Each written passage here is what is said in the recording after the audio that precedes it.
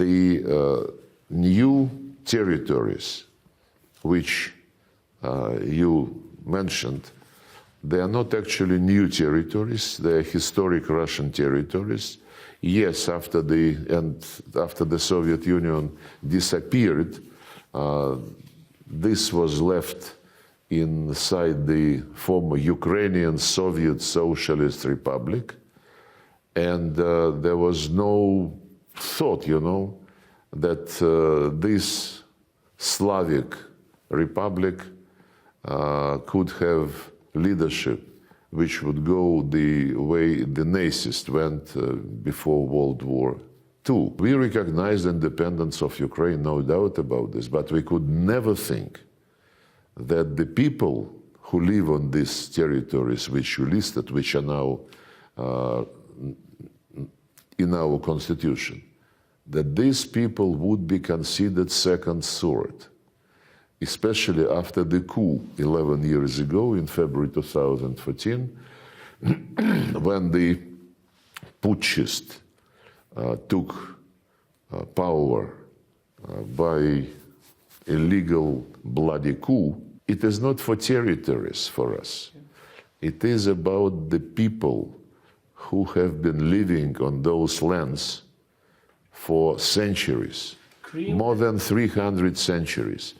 They were building cities, including the city of Odessa, a very famous place which was founded by Catherine the Great, whose monument recently was removed by Zelensky government, who would like to forget all parts of history which one way or another link Ukrainians and the Russians. But this is going to fail. He cannot undermine this. People now say, ceasefire, ceasefire. We know that they want just to buy some time again. And that this logic, which is deeply rooted in Zelensky, whatever moves him, brain, is obvious for any objective observer. When we now liberate remaining parts of Zaporizhia, this is the Russian way to pronounce it, and Kherson, the people, in spite of the, attempts of Ukrainian army to pull them into mainland Ukraine, they are not, most of them are not leaving. They are staying and they are welcoming the Russian soldiers who liberate them. So this is not our will, our imperialist desire, some people say.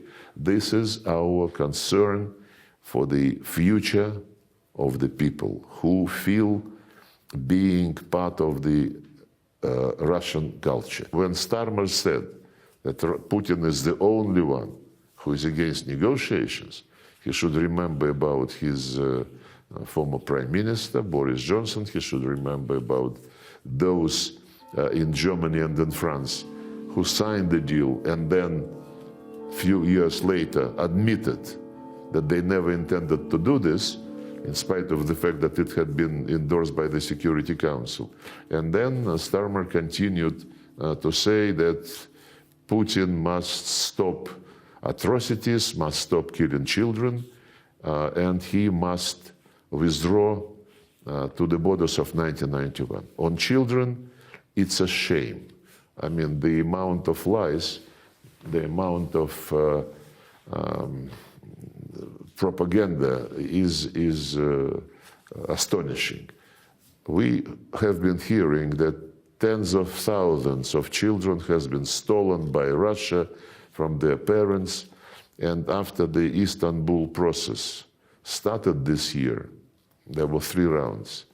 At the very first meeting, our delegation asked Ukrainians, guys, you are concerned about the kids. Can we get the list of those kids who are missing? It took some time. Eventually, we received the list of 339 names. 339. No 10,000, not even 1,000. And we checked that list. a huge part of it are not kids, are grown-ups. Many have been verified as being in Europe.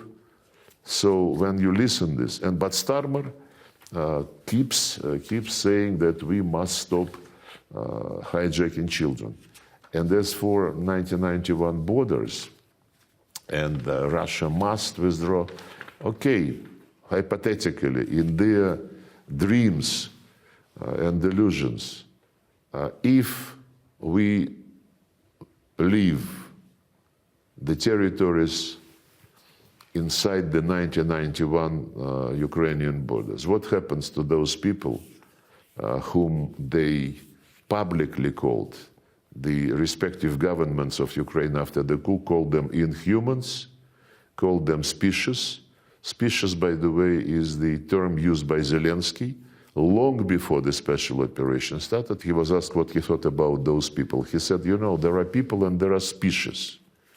And if you live in Ukraine and feel like being part of Russian culture, my advice to you, for the sake and safety of your kids, for the sake and safety of your grandchildren, get out to Russia. So, in fact, Donetsk, Luhansk, Zaporizhia, and Kherson, the population of these 4 territories, they follow his advice. They go back to Russia. Now, the Europeans are trying to dominate the agenda with the rhetoric about ceasefire. They zigzagging, depending on what is going on the front line. We are convinced that to save the people from the Nazist regime, the people who have always been part of the Russian culture, they spoke Russian language, they were teaching their children in Russian, they watched Russian movies, they got news from the Russian media outlets. The root cause, number one, NATO, because it was intended to pull Ukraine into NATO and to build military bases in Crimea, on the Sea of Azov, just on our doorsteps. And I quoted President Trump, who bluntly explained why it's absolutely unacceptable to Russia, and everybody must understand this. But another root cause is extermination of everything Russian: history, language, media, culture, education, toppling and destroying the monuments to the Russian representatives who founded Ukraine in the eastern and southern part, toppling the monuments to those who saved Ukraine and Europe from Hitler and his Nazist troops. People only ask, when are you going to end the war? When are you going to have a ceasefire? It's not honest, if you wish.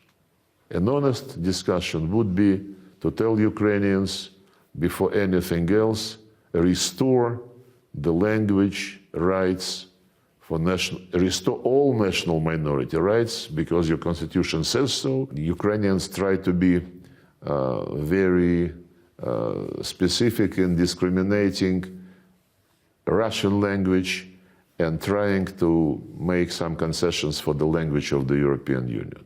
There is no single international convention which says that there are some languages which are more important than others. It's like Orwell, you know, all animals are equal, but some are more equal than others. It's not, I think, appropriate when people say, when are you going to end the war? Where are you going to stop? Zaporizhia, are you going to give it back? Actually, we now have taken some other territories which are not, which do not belong to the regions reflected now in our constitution. The reason is very simple. We need a buffer zone because Ukrainians continue shelling, bombing, droning Russian including the territories which never were challenged by anybody. I mean Bryansk, Belgorod, Kursk, and so root causes. That's what must be key to understanding how to help end this situation efficiently, and thinking not about grabbing back territories, not about saving political losers who are ruling in Kyiv, but thinking about the people who, you know, should be the utmost concern of those who say that they are champions of democracy.